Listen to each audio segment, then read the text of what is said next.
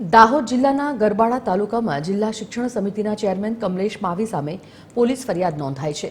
તાલુકા પંચાયતના મહિલા સભ્યના પતિને અપશબ્દો બોલીને જાનથી મારી નાખવાની ધમકી આપવાનો આરોપ છે. આ મામલે ગરબાડા પોલીસે તપાસ હાથ ધરી.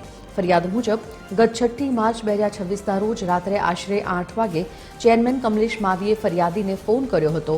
આ દરમિયાન ફરિયાદીએ ગામના વિકાસ માટે જરૂરી 20% કામોની ફાળવણી અંગે રજૂઆત કરી હતી.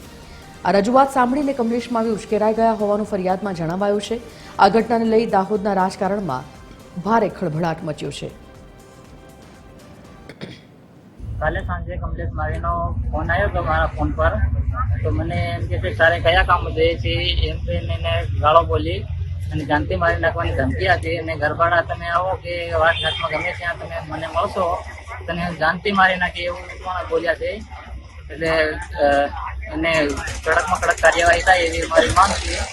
અને ગરબાડા પોલીસ સ્ટેશને અમે ફરિયાદ આપવા આવ્યા છે. એમાં ગ્રામજનો બધા મળીને આવ્યા છે ત્યારે એને કડકમાં કડક કાર્યવાહી થાય એવી મારી આશા છે.